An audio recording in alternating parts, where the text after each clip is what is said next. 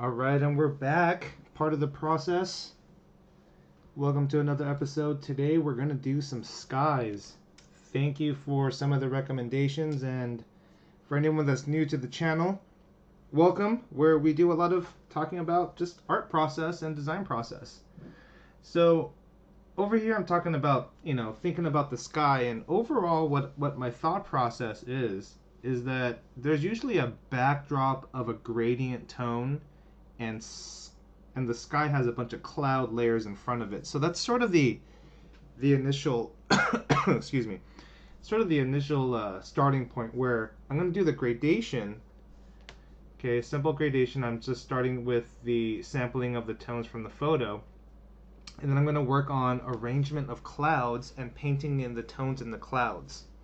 So today is not just painting skies, but it's really painting skies and clouds. So alright, now I'm using my silhouette asset sheet for clouds, and I'm just making an arrangement using a perspective grid. Now the perspective grid's really important because the sky has just as much foreshortening and perspective, and follows all the same rules as everything else.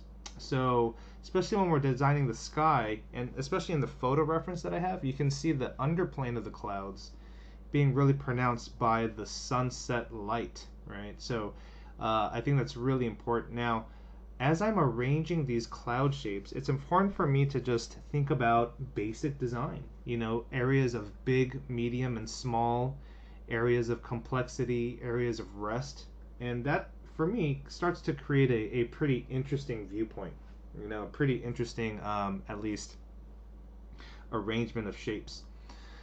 So I'm just gonna keep on working on the arrangement of all the clouds until I get to a point where I feel like I'm at a decent starting point to colorize the clouds. So that's where I'm at right now.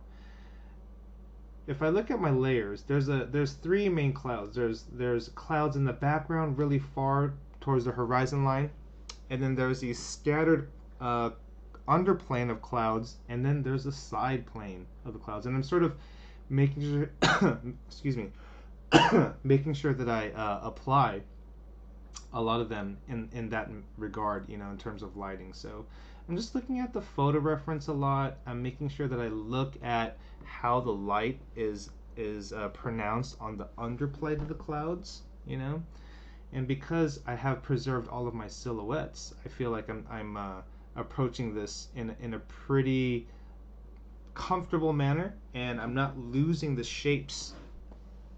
Now I'm doing a little bit of overlay and just saturating and creating a little bit of color dodge for the actual sunset, the sun right there.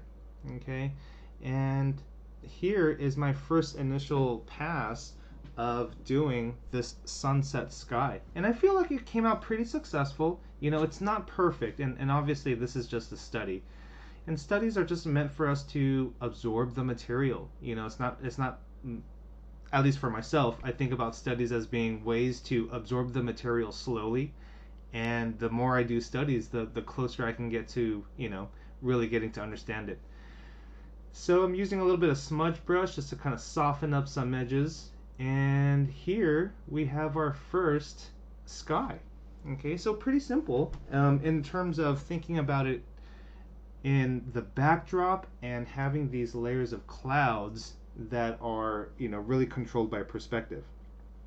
So let's do the same thing again, but this time we'll just do blue sky and white clouds. I'm using the same types of shapes, the same starting point, and again, the way you arrange these shapes really dictates the style and the complexity of the clouds. So try to mess around with just creating some fun shapes, stretch and pull, and see what kind of different arrangements come about, right?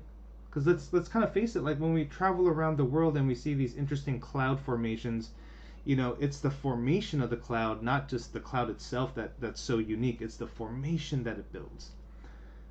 So I'm using the photo reference to just find tonal color samples.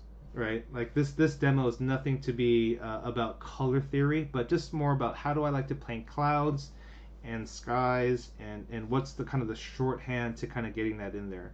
So I'm using the same methods, painting inside of the silhouette, sampling the tones from the photo itself. The light side and the shadow side of the clouds. I'm just sampling from the photo reference right up above. Okay, so I'm just kind of playing around, doing some clouds right up above, more towards the horizon line. And so I think at this point, here we go, kind of cropping it down, getting a little bit more contrast. This is where I feel like the piece is starting to come together. I'm also doing a little bit of smudge brush. You can see it gives a little bit of stylization that I kind of like. And this is when we have our basic starting point, The the main thing to kind of remember about this exercise is that they both started the same way. Even though these are two different, lighting scenarios and temperature scenarios, they were both started in the same way, in which there was a backdrop that allowed us to, create a nice, understandable gradation. That gradation really controls the temperature. And because the temperatures are so defined by the sky tone, like a blue sky, we know it's going to be in the day. We know a sunset is closer to the twilight and nighttime transition time zones. So we know what these temperatures are. So the backdrop allows us to have those temperatures, and then we can just arrange fun shapes and clouds on top of that. So thanks for watching this demo. Let me know if you'd like to see anything else, any other type of skies or anything else that you just like to see how the process works. Drop me a comment, and thank you for watching another episode. We'll catch you later. See ya.